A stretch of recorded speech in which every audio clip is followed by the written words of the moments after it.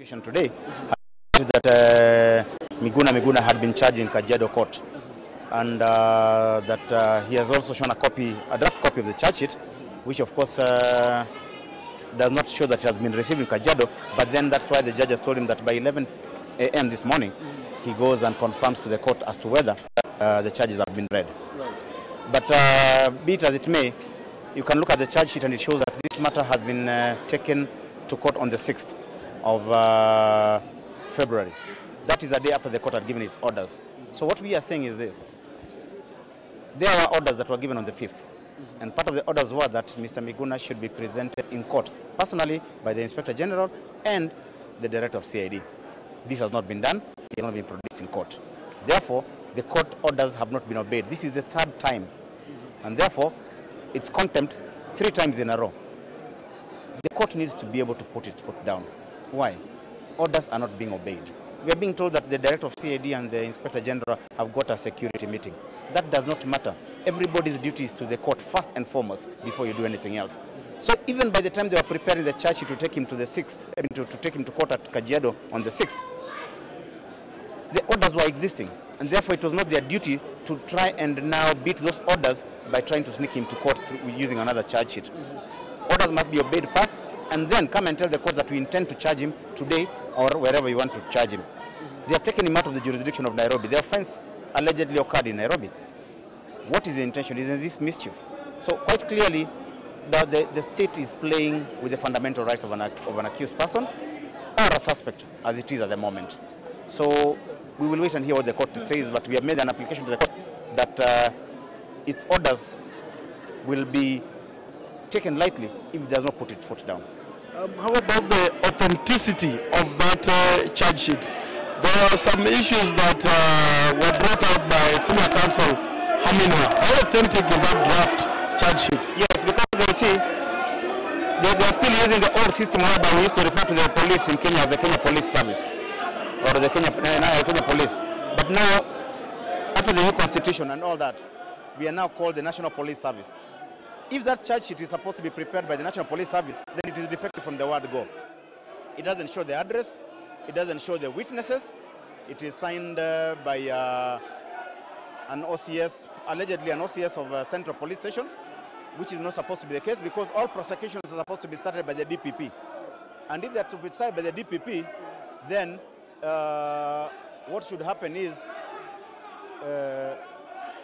if it's supposed to be by the DPP, then there's something totally wrong with the charge sheet from the word go. It's also indicating that it is a charge sheet from Central Police Station. That is also again different from the jurisdiction of where the offense occurred. Yes. Lastly, maybe where is the Chief Justice in all this? I mean, Chief Justice be doing by now if it appears to be openly that the courts are not being respected? Is at this particular moment that the Chief Justice needs to actually come and show us leadership. He needs to appear before and protect the judiciary. The orders given by the courts are not being obeyed anymore. So what happens? If they're not going to be obeyed by anyone anymore, then we are going to have a state of anarchy. So he needs to come forward and actually support the judiciary and indicate to the state that they actually need to obey laws. You see, in the absence of that kind of leadership, anything happens. He needs to re-emphasize that. He needs to reassure people that the judiciary is actually active, its orders are being obeyed, and it is not going to take things lightly anymore. Lastly, the purple ribbon, what is it about? Purple ribbon, this is in solidarity with Mr. Miguna. You will feel that his lawyers will actually put on this purple ribbon. You remember in Willie Kimani, in solidarity with Willie Kimani, all the lawyers put on the purple ribbon. Mr. Miguna is also a lawyer and a member of the Law Society of Kenya. So in solidarity as well, the lawyers decided also to put on this purple ribbon to be able to fight. Very much. Thank you very much, Wakili, for your time. We are most grateful. We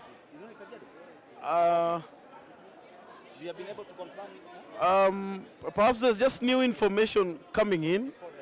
Yeah, and maybe you can update us on that. Yeah, Counsel Mr.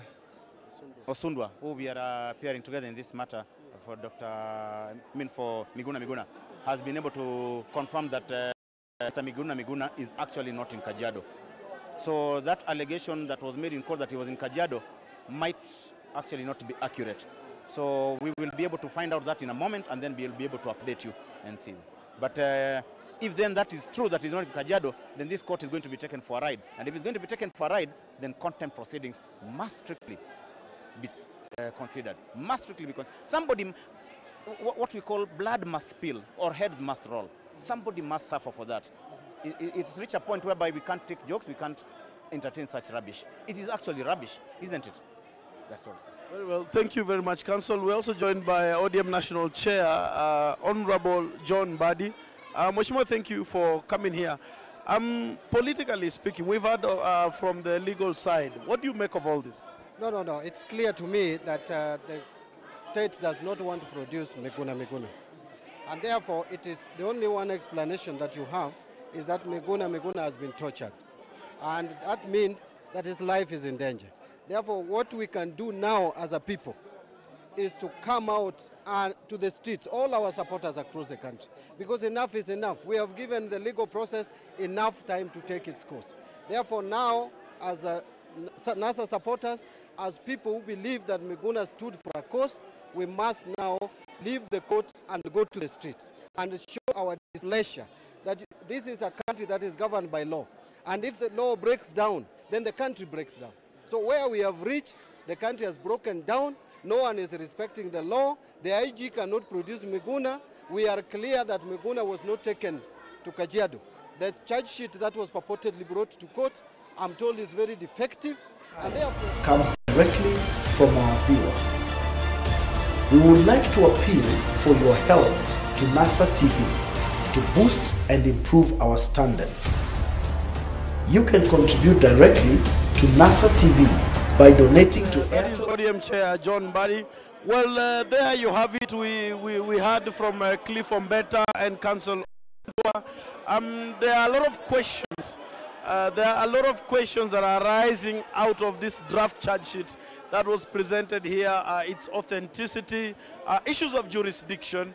It's purportedly signed by officer in charge, Central Police Station, Nairobi. It is not clear why then he is supposedly to be charged in Kajiado outside jurisdiction. So keep it here as we let you know what transpires at 11 a.m. The State Council appearing for DPP is supposed to come and confirm what charges, if any, were preferred against Miguna and what plea as well, and is also going to make a ruling about contempt of court and any other matters around this application at 2 p.m. Reporting for NASA TV from the Milimani Law Courts, I am Maurice Ochieng.